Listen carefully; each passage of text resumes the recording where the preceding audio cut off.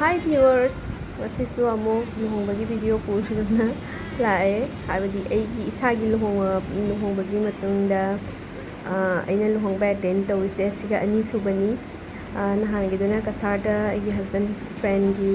luhongbani aduga sina yo akoi khunda sum akoi aigi husband gi nene gi macha husband gi cousin sister gi luhongbani. Luhongfam yaubaga kaina manak changure kaina yenglure aduga thoklaga hana chabana phai hadna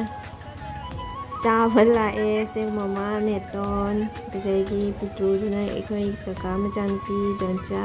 khoyam chaba lae kaina di thoudri simatangda Tuni nyam sama nasi atu chawal loraga thalok pada kaina su thokta keno koi na leiramme lei koi bado adu di ing nasi myam video se ham gi sang de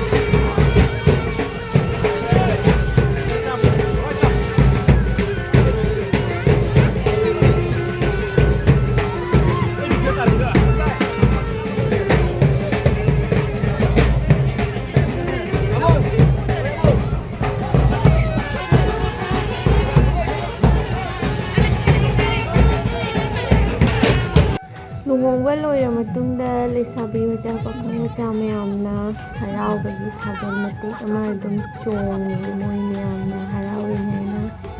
so luhongba da thagal bodi chongna de adubudum mayam thana harabani se sum